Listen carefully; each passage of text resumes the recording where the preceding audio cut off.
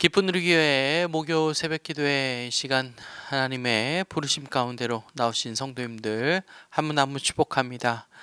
오늘도 우리가 우리 주님을 또 기억하시면서 이 예배를 또 기대하시면서 또 우리 하나님의 나라를 또 소망하시면서 우리 함께 찬양하시면서 예배 드리시겠습니다. 우리 시간 첫 찬송가로 154장, 우리 새 찬송가로 154장 우리 함께 부르시면서 우리 주님 기억하시면서 우리 함께 찬양하시겠습니다.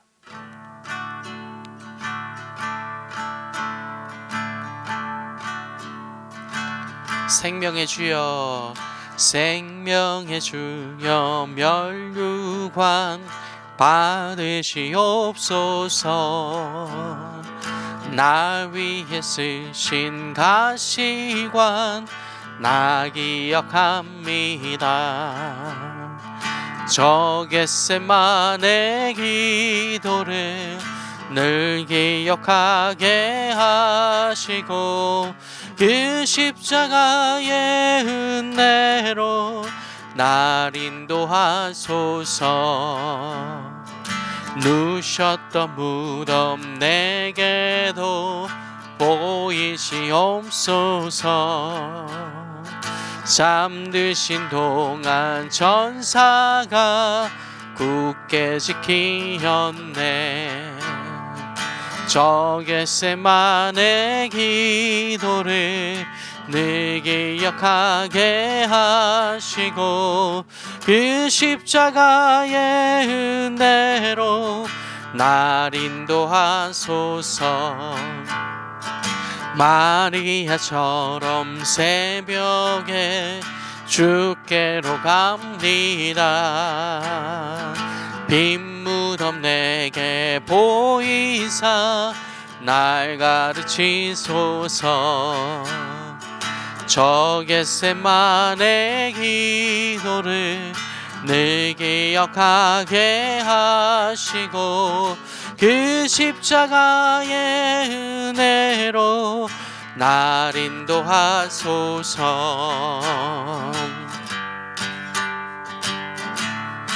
다시 한번 찬양합니다. 고난의 잔을 날 위해 다 마셨나이다. 나 항상 나의 십자가 감당케 하소서. 저 겟세마네 기도를 늘 기억하게 하시고 그 십자가의 은혜로 날 인도하소서. 저 겟세마네 기도를 늘 기억하게 하시고 그 십자가의 은혜로 날 인도하소서. 아멘.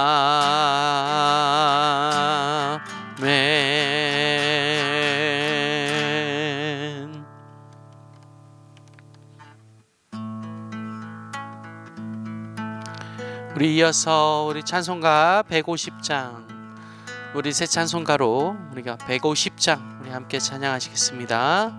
갈보리산 위에, 갈보리산 위에 십자가 섰으니 주가 고난을 당한 표라.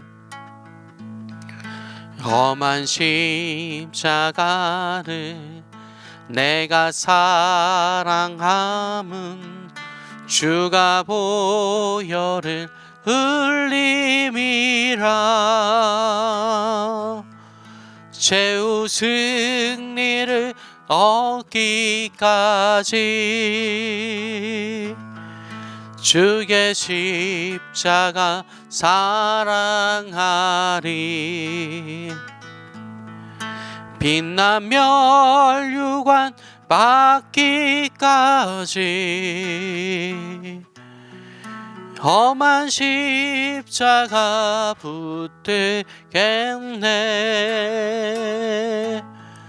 멸시천대 받은 주의 십자가에 나의 마음이 끌리도다.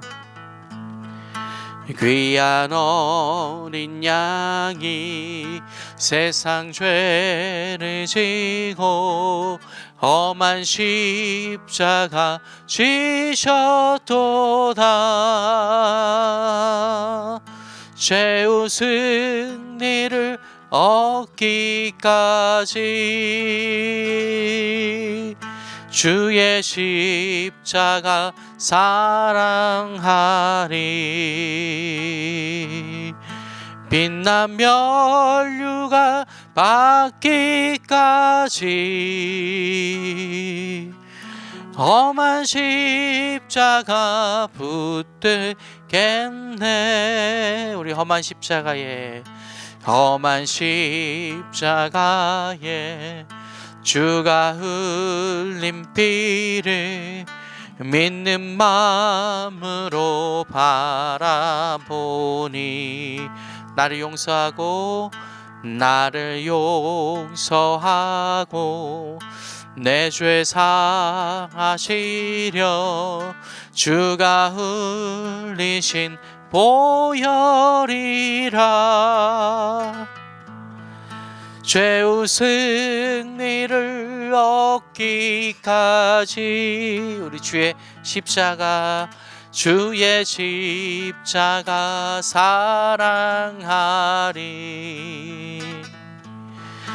빛난 면류관 받기까지 험한 십자가 붙들겠네. 우리 다시 한번 주님 예비하신 나의 본향집에 나를 부르실 그날에는 영광 중에 계신 우리 주와 함께 내가 죽도록 충성하리. 최후 승리를 얻기까지 주의 십자가 사랑하리. 빛난 면류관 받기까지 험한 십자가 붙들겠네. 최후 승리를 얻기까지 주의 십자가 사랑하리. 빛난 면류관 받기까지 험한 십자가 붙들겠네.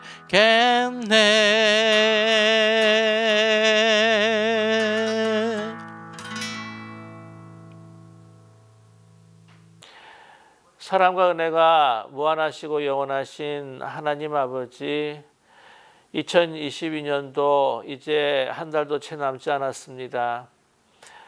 1년 동안 저희들과 함께하여 주시고 저희들의 길을 인도하여 주셨음을 감사드립니다. 이제 2023년도 우리가 잘 준비하여서 진정 2023년도는 올해보다도 더 하나님 앞에 기쁨을 드리고 우리의 믿음의 생활이 더 성숙한 그런 해가 될 수 있도록 주님 주관하여 주시옵소서.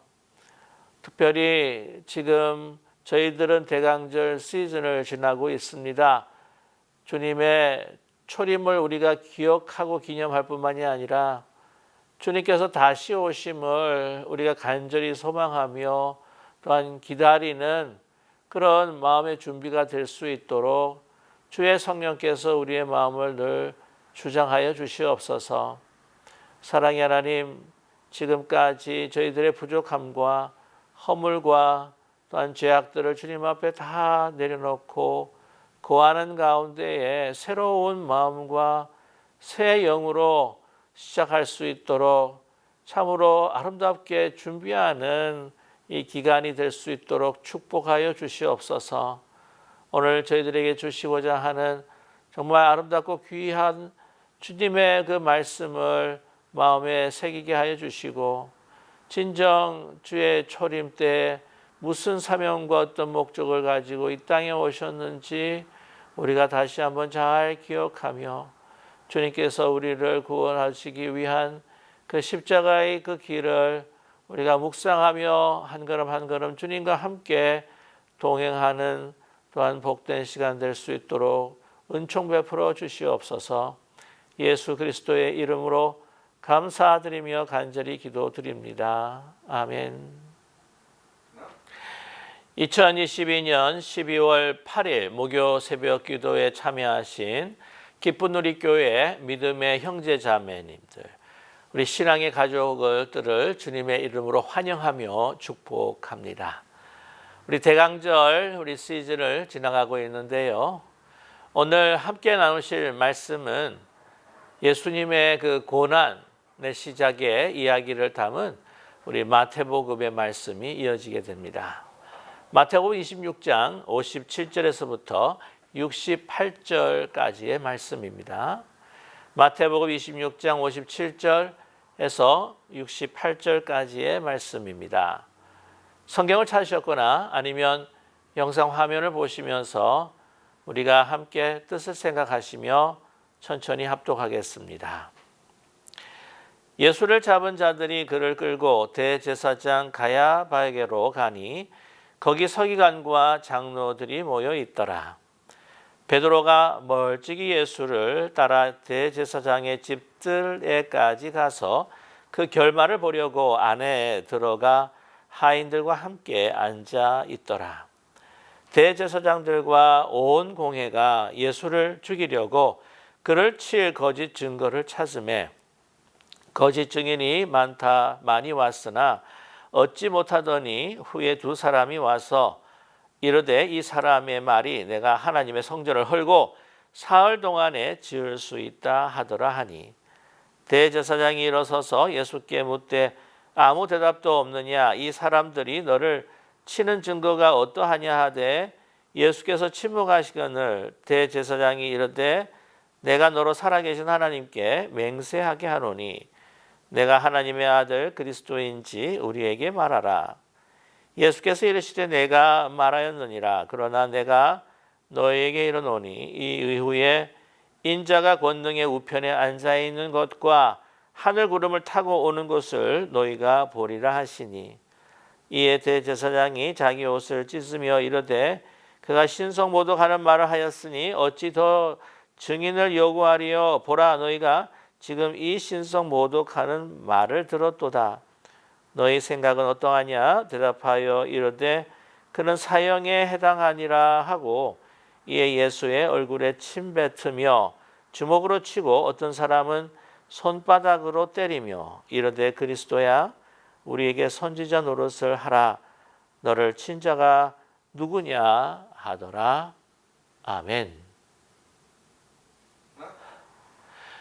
우리들은 지금 대강절 시즌을 지나가고 있습니다. 아시다시피 대강절이란 예수 그리스도의 초림을 우리가 기억하고 기념하면서요, 예수 그리스도께서 약속하시고 말씀하신 대로 이 땅에 다시 오실 것을, 그 재림을 기다리는 시즌입니다. 먼저 예수 그리스도께서 이 땅에 아기 예수님으로 오셨을 때에 과연 그 목적이 무엇인가?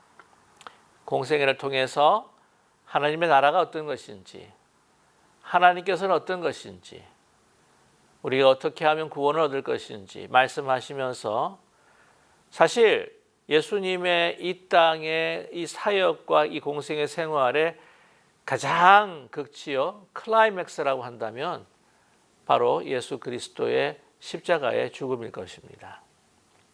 오늘 이 본문의 말씀도 십자가의 죽음에 가까이 근접하시는 바로 이 고난의 사건이 기록된 것이 오늘 본문의 말씀입니다.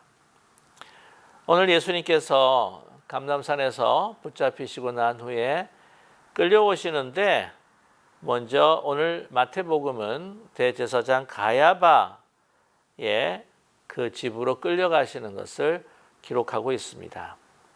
57절의 말씀입니다. 예수를 잡은 자들이 그를 끌고 대제사장 가야바에게로 가니 거기 서기관과 장로들이 모여 있더라 라고 말씀하고 있습니다.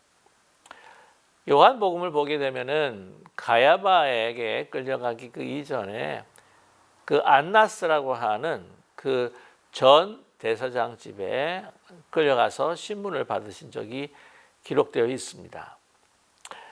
이 안나스와 이 가야바는 사실 장인과 사위 사이였죠.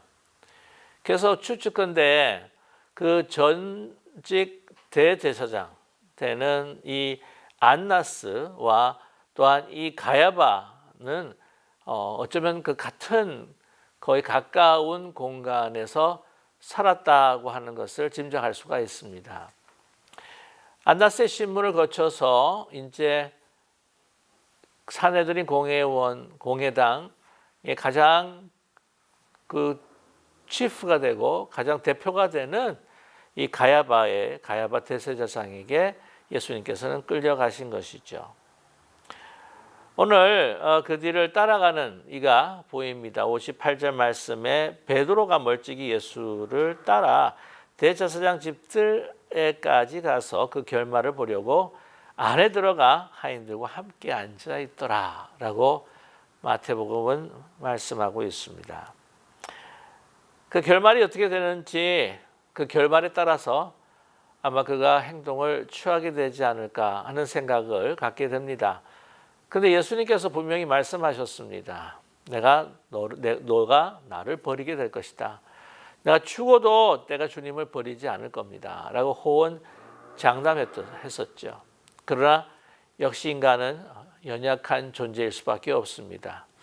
목숨과 생명의 위협을 받게 되었다고 생각했을 때에 그 신의를 그렇게 귀하게 여기지 못하고 저버리는 정말 이 베드로를 우리는 발견하게 된다고 하는 것이죠.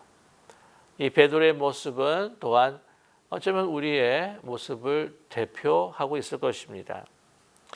자, 오늘 이 대제사장들, 특별히 이 가야바의 그 주관 아래서 이제 신문이 지속되면서 이제 재판이 계속 진행되고 있습니다.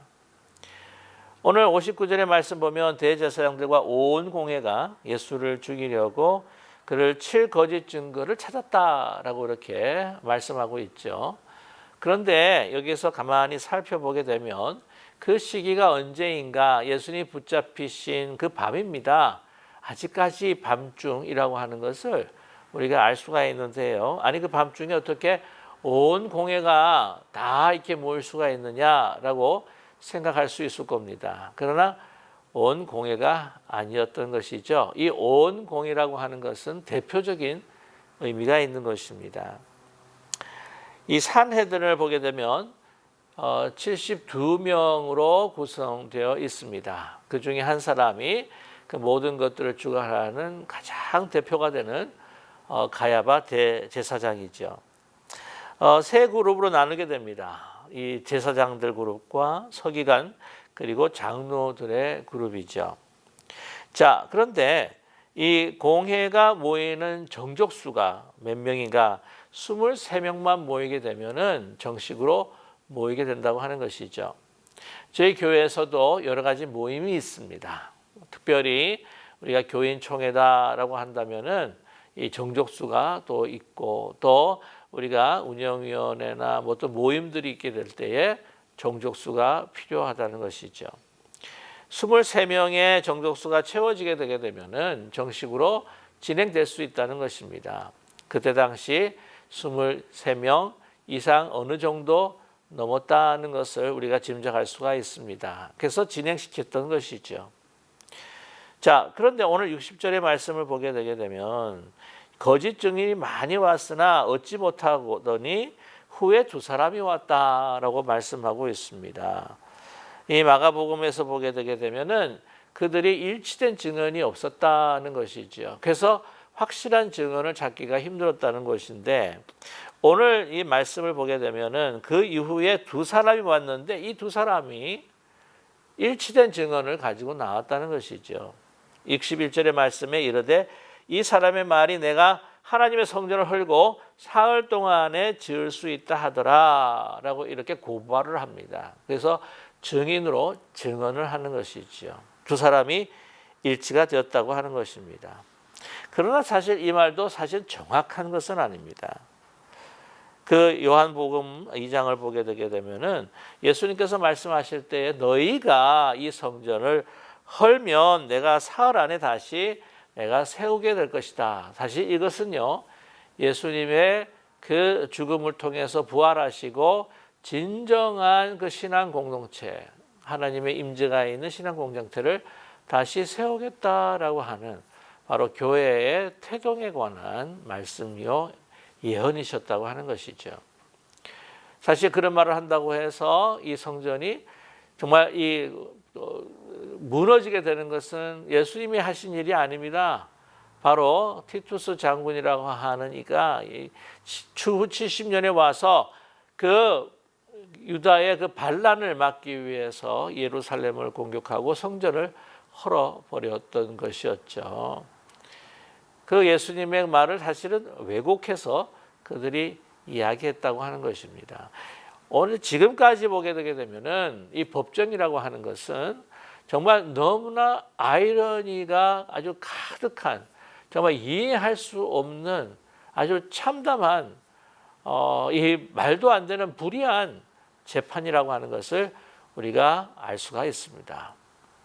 우리가 제일 크게 생각해 본다고 한다면 이 땅을 창조하시고 또한 성전의 주인이 되시고 이 온 세계를 주관하여 주시는 하나님 자신이 인간의 법정에 서 계신다고 하는 것이죠. 이것부터가 얼마나 아이러니입니까?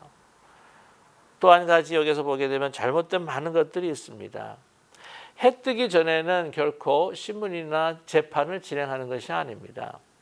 왜냐하면 잘못 볼 수가 있기 때문이죠. 그래서 꼭 신문이나 재판은 바로 해 뜨고 난 다음에 얼굴을 인식하고 모든 사람들을 정말 우리가 알아볼 수 있을 때에 진행하는 것이었죠. 또 한 가지, 이 재판과 신문이 불법이었다고 하는 것은 예수님에게 변호인이 없습니다. 예수님에 대해서 좋게 이야기해 줄 증언자도 없고 변호인도 없는 거예요. 사실 이럴 경우에는 재판이 성립이 될 수가 없습니다.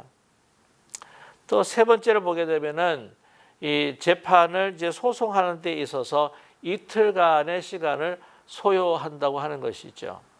좀 더 정확한 아주 공정한 재판을 위해서 말입니다. 그런데 절기가 있거나 안식일이 꼈을 때는 새로운 재판은 시작하기가 불가능한 것입니다. 벌써 6월절이 다가옵니다. 안식일이 곧 옵니다.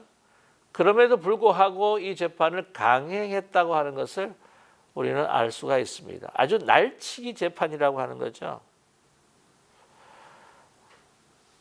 그리고 거짓 증인들을 내세웁니다. 일치하지 않으니까 나중에 두 사람이 입을 맞춰서 이 사람들도 우리가 짐작컨대 산헤드린 공의원들에게 의해서 이것을 진행하는 자들에 의해서 매수당한 증언자였을 것이다 라고 우리는 짐작할 수가 있죠. 그들은 마음속에서 사형 온도를 결론 지어놓고 이 불의한 재판, 날치기 재판을 진행해 가는 것입니다. 요즘 자주 쓰는 확정 편향성을 가지고 이 불의한 재판을 진행했다고 하는 것이죠.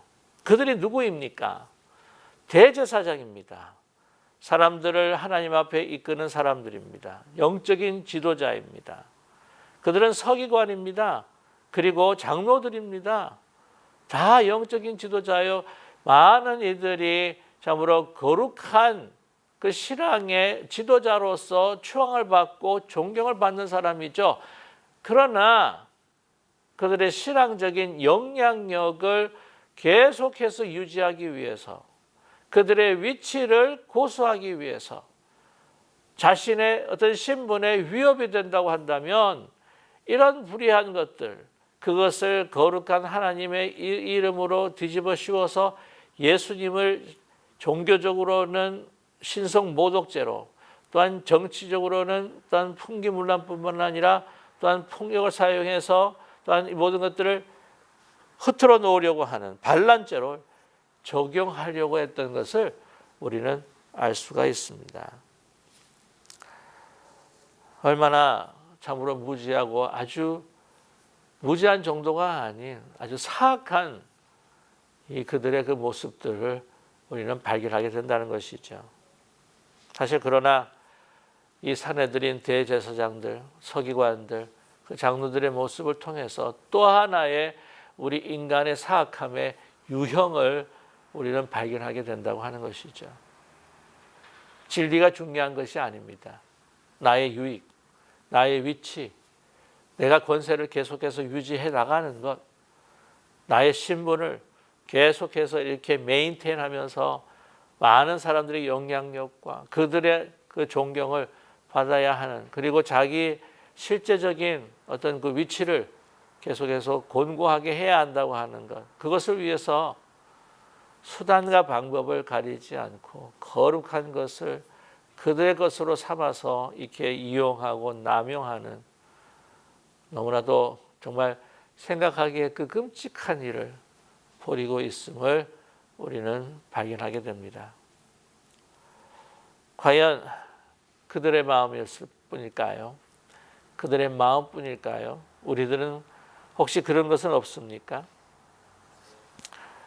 자, 그런 가운데에 이제 62절에 보게 되면 대제사장들이 일어섭니다. 예수께 묻습니다. 아무 대답도 없느냐? 이 사람들이 너를 치는 증거가 어떠하냐 했을 때 예수님께서 침묵하셨습니다. 거기서 대답할 가치가 없다는 것이죠. 그리고 이 거짓에 대해서는 계속해서 예수님께서는 자꾸 침묵으로 일관해 나가셨습니다. 그들이 그렇게 이야기하면 이야기할수록 인간의 사악함은 하나님 앞에 더 드러나는 것이지요. 또한 그것을 통해서 인간이 얼마나 정말 악한 것인지, 결국에는 이제 예수 그리스도를, 예수님을 십자가에 죽음으로 몰아가게 되는데, 그래서 인간의 제약된 그 전형을 우리에게 보여주고 있다고 하는 겁니다. 또한 이 모든 사건들이 이루어져야 하기 때문에 예수님께서는 그대로 순종하는 마음으로 침묵으로 모든 것을 반응하셨다고 하는 것입니다. 예수님께서 침묵하실수록 그들이 더 이야기를 하고 더 말할수록 그들 스스로가 그들을 정죄하는 그런 경우가 되고 마는 것이죠. 자, 예수께서 침묵하셨을 때에 대제사장이 이릅니다. 63절의 하반절이죠. 대제사장들이 이럴 때 내가 너로 살아계신 하나님께 맹세하노니, 예수님께 법정에 섰을 때 보통 이제 피고인이나 증언하는 사람들을 이제 서약하게 합니다. 진실만을 말할 것을요. 그렇게 맹세하게 합니다. 그러면서 내가 하나님의 아들 그리스도인지 우리에게 말하라. 네가 하나님의 아들이냐, 우리의 메시아냐, 우리에게 말하라. 라고 이렇게 추궁합니다. 그때 64절의 말씀, 예수께서 이르시되 내가 말하였느니라. 그러나 내가 너에게 이르노니 이후에 인자가 권능의 우편에 앉아 있는 것과 하늘 구름을 타고 오는 것을 너희가 보리라 하시니. 너희가 말했다. 너희가 진리를 말했다. 그리고 나는 이후에 너희들이 어떻게 하든지 이제 인자가 권능의 우편에 앉아서 바로 하나님께 모든 권세를 이제 전해받고 이제는 구름을 타고 너희 앞에 나타나게 될 것이다. 재림주로, 심판주로 나타나게 될 것이다. 라고 말씀하십니다. 이 인자가 권능의 우편에 앉아 있는 것, 이 절대적인 통치권은 이미 시편 110편 1절에서 시편 기자가 말씀하고 예언하신 것이죠. 그랬을 때에 이 대제사장이 자기 옷을 찢어버립니다. 예수님은 거짓에 대해서는 침묵하셨고요. 그리고 진리의 앞에서는 그대로 대답하시는 예수님이셨습니다. 너무나도 그 앞에서 담대하셨고 용기 있으신 주님이시죠. 결코 그리고 진리가 이 모든 것들을 진리는 결코 덮을 수 없는 것이라고 하는 것을 예수님의 말씀을 통해서 증거하셨습니다. 너희 생각은 어떠하냐? 대답하여 이르되 그는 오늘 말씀 보시면요, 자기 옷을 찢어버립니다. 이게 찢는 그 관습이 있는데 그것은 자기가 아주 참다운 말을 들었거나 아니면 자기를 회개하는 마음으로 아주 어떤 의분을 가지고 있었을 때에 그 표현하는 것이 이제 옷을 찢는 것이죠. 신성모독하였다는 것이죠. 더 증언을 요구할 필요가 없다는 것입니다.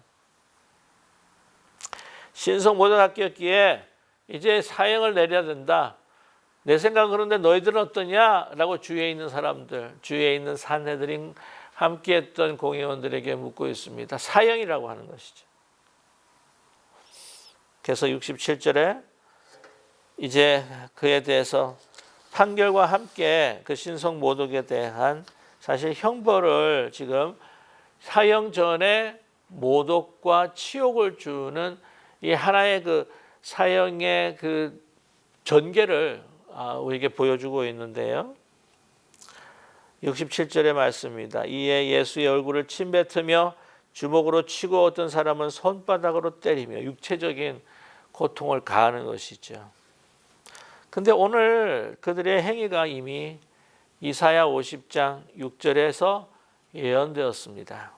나를 때리는 자들에게 내 등을 맡기며 나의 수염을 뽑는 자들에게 나의 뺨을 맡기며 침뱉음을 당하여도 내 얼굴을 가리지 아니하였노라. 이미 예언하신 것을 이루시도록 아무 조항 없이 그 모든 고통과 육체적인 아픔을 받아들이셨죠. 68절에는 그것도 모자라서 내 마음과 어떤 정신적인 그 모욕과 수치를 주고 있습니다. 이르되 그리스도야 우리에게 선지자 노릇을 하라. 너를 친 자가 누구냐 하더라. 내가 누가 쳤는지 알아맞혀 봐라. 네가 선지자가 아니냐? 그럼 선지자인 것을 증명해 보아라. 누가 쳤느냐? 그 68절은 예수님을 시험하고 있습니다. 그러면서 조롱합니다. 사단이 저 높은 성전 꼭대기에 올려놓고 넌 뛰어내려봐라. 뿐만 아니라 예수님께서 십자가에 달렸을 때에 네가 그리스도냐? 그러면 그 십자가에서 내려오라. 그러면 우리가 믿겠노라. 예수님을 시험하며 조롱하며 모욕합니다. 그러나 그것을 모두 참으셨죠. 왜입니까? 그들의 구원을 위해, 우리 모두의 구원을 위해서 주님께서는 그대로 그 모욕을 당하시고 참으셨습니다. 하나님 앞에 온전히 순종하신 것이죠. 그렇게 때리고 그렇게 모욕을 준다 할지라도 저와 여러분 분명한 사실은 이후에 결코 그 진리를 죽일 수는 없습니다. 진리는 부활합니다. 진리는 증거됩니다. 진리는 나중에 우리 앞에 분명히 나타납니다.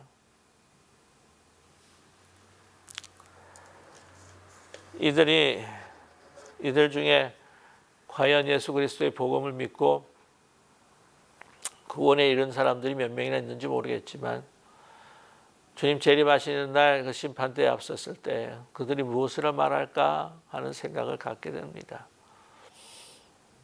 저와 여러분, 주님께서는 모든 그 거짓 앞에서도 침묵하시고 진리 앞에서는 담대하게 말씀하시고 또한 십자가의 고난을 또한 죽음을 통해서 우리를 구원하시기 위해 그 모든 것들을 감당하신 정말 순종에 순종을 더하신 예수님이라고 하는 것을 우리는 오늘 이 가야바의 정말 참혹하고 날치기고 말도 되지 않는 불의한 재판에서 우리는 다시 한번 그리스도의 의와 거룩함을 발견하게 됩니다. 저와 여러분, 분명히 진리는 승리합니다. 그러나 그 진리를 또한 예수 그리스도의 사랑과 그 은혜를, 예수님의 그 능력을, 그 순종을 우리가 하루하루 정말 닮아갈 수 있는 우리 모두가 되기를 간절히 원합니다. 예수님께서 초림하신 그것을 우리가 기억하고 기념하는 대강절에 있어서 왜 이 땅에 오셨는지, 주님께서 왜 이 땅에 오셔서 또한 죽으셨는지, 또한 그 십자가의 길, 그 길을 우리가 함께 같이 정말 동행하면서, 그러나 그 진리와 또한 예수 그리스도의 사랑과 은혜와 하나님의 역사는 이 모든 세상의 악을 이기고 승리한다고 하는 사실을 우리가 분명히 잊지 않고 함께 주님과 함께 동행하며 승리할 수 있는 우리 모두가 되기를 주님의 이름으로 간절히 축복합니다. 우리 함께 기도하겠습니다. 우리 함께 같이 기도하실 때에 우리 주신 말씀을 붙들고 함께 같이 기도하기를 원합니다. 대강절은 초림을 기념하며 그리스도의 재림을 준비하는 기간입니다. 오늘 이 말씀을 통해서 우리 죄악된 우리 인간의 그 모습들 우리 다시 한번 바라보게 하여 주시고, 주님 앞에 자복하며 정말 하나님 나라가 가까웠고 재림이 가까웠다 하는 그런 마음으로 우리가 주님 앞에 회개하며 통해 자복할 수 있는 이 시간 될 수 있도록 도와주시옵소서. 베드로의 모습이 과연 누구의 모습일까요? 대제사장들과 서기관들과 장로, 이 산헤드린의 그 공회원들의 모습은 과연 우리의 모습과는 상관이 없다고 이야기할 수가 있겠나요? 우리 하나님 예수님을, 아버지 그 거룩하심을, 우리 아버지 그것을 또한 이용하고 그것을 또한 남용한 저희들은 아니었나요? 다시 한번 우리가 깊이 한번 생각하면서, 사랑의 하나님 아버지, 우리가 정말 하나님 나라가 가까웠느니라. 회개하라. 주 하나님의 나라가 가까웠느니라. 주의 재림이 가까웠느니라. 회개하라. 말씀하신 아버지 그 주님의 그 음성을 이 시간 들을 수 있는 저희들 되게 하여 주시옵소서. 그리고 예수님께서 이 땅에 오신 참 목적이 무엇인지 정말 그 목적을 따라서 우리도 주님과 함께 십자가의 길을 걷고, 또한 그 고난 이후에 오는 그리스도의 그 영광도 함께 동참하는 저희들 될 수 있도록 도와주시옵소서. 우리 함께 같이 기도할 때에 2023년도를 잘 준비할 수 있도록, 특별히 아버지 가정적으로 교회적으로 주님 저희들을 주장하여 주시고 성령으로 충만케 하여 주시고, 지혜와 명철과 또한 주님과 주님께 순종하고자 하는 그 결단의 마음과 믿음을 저희들에게 주시옵소서. 우리 환우들을 위해서, 또한 우리 믿음의 어르신들, 연약하신 분들을 위해서, 가정과 우리 기업과 우리 자녀손들을 위해서 함께 기도하겠습니다. 사랑의 하나님 아버지, 오늘 주신 말씀 우리가 함께 붙들고 기도하기를 원하오니 아버지 저희들의 기도를 들어 연락하여 주시고 응답하여 주시옵소서. 사랑의 하나님, 우리의 모습 속에서 베드로와 같은, 또한 대제사장이나 또 서기관이나 장로들 같은 그러한 그 마음들, 또한 우리의 유익을 위해서 우리가 또한 그리스도를 또한 모른다 하고, 또한 그리스도 멀어지고, 또 그리스도를 팔기까지 하며 또한 이용하고 사용하는 저희들은 아니었는지 다시 한번 돌아보는 저희들 되게 하여 주시고, 그런 것들이 있었다면 우리가 정말 회개 자복하며 주의 재림을 가까워오는 아버지 그 종말론적인 신앙 속에서 우리를 다시 새롭게 하여 주님을 맞이하기에 부끄러움이 없는 새해를 맞이하기에 정말 우리가 새롭게 시작할 수 있는 그러한 이 시간 될 수 있도록 도와주시옵소서. 사랑의 하나님, 그러나 진리는 결코 불의가 이길 수가 없고, 또한 결코 또한 이 죄악이 또한 예수님의 아버지 그 질 복음을 아버지 이길 수가 없다고 하는 분명한 아버지 믿음 가운데에서 우리가 진리와 함께 그리스도와 함께 십자가 안에서 연합하며, 또한 부활하여 저희들에게 주시는 그 하늘의 영광을 또한 그 재림 가운데에 일어나는 하나님의 영원한 유업을 이어받는 저희들 될 수 있도록 축복해 주시옵소서. 2023년도 가정적으로 기업으로 또한 특별히 우리 교회에 또한 여러 가지 계획들과 또한 아버지 목표들이 있습니다. 이 목표들 잘 세워갈 수 있도록 지혜 명철 주시고 모든 아버지 계획하는 일에 함께하여 주시어서 우리가 아버지 하나님의 그 뜻을 순종하며 주님께서 원하시고 바라시는 일들을 또한 우리가 할 수 있는 더 큰 일을 또 행할 수 있는 2024년이 될 수 있도록 축복해 주시옵소서. 우리 환우들 위해서 기도합니다. 여러 가지 양로병원에서 집에서 가려 중에 계시는 분들, 또한 발병되지 다시 재발하지 않도록 주님 앞에 간구하시는 분들, 지병으로 인해서 힘들어하시는 분들을 위해 기도합니다. 아버지 한 가정 한 가정 한 분 한 분 주님께서 아버지 만져주시고 하나님의 영광의 빛을 주어주시고 치료의 빛과 기름 부어주시어서 하루속히 나음을 입을 수 있도록 주님 은총 베풀어 주시옵소서. 연약한 아버지 육신으로 인하여서 여러 가지 불편하시고 고통당하시는 우리 믿음의 어르신들 주님께서 한 분 한 분 다 살펴주시고 그 모든 것들 없던 아픔들도 다 속히 사라지게 하시고 주님 더 건강케 하여 주시어서 주신 이 땅의 사명 잘 감당케 하여 주시옵소서. 가정을 위해 기업을 위해 자녀손들을 위해 주님 앞에 부르짖고 기도하는 주의 사랑하는 자녀들의 기도를 들어응답해 주시기를 원합니다. 여러 가지로 안타깝고 힘들고 고통스럽고 정말 여러 가지 가슴에 아버지 쓰라리도록 주님 힘들고 어려운 그 가정들이 있사오니 아버지께서 살펴주시고 하감하여 주시고 그들에게 구원의 손길 능력과 아버지 권능의 손길을 펼쳐 주시사 다시 그 손 붙들고 일어날 수 있도록 아버지 그 가정과 기업을 축복하시고 또한 자녀손들 일으켜 세워 주시옵소서. 예수 그리스도의 이름으로 감사드리며 간절히 기도드립니다. 아멘. 하늘에 계신 우리 아버지여 이름이 거룩히 여김을 받으시오며 나라의 마옵시며 뜻이 하늘에서 이루어진 것 같이 땅에서도 이루어지이다. 오늘날 우리에게 일용할 양식을 주옵시고 우리가 우리에게 죄진 자를 사하여 준 것 같이 우리 죄를 사하여 주옵시고 우리를 시험에 들지 말게 하옵시며 다만 악에서 구하옵소서. 대개 나라와 권세와 영광이 아버지께 영원히 있사옵나이다. 아멘.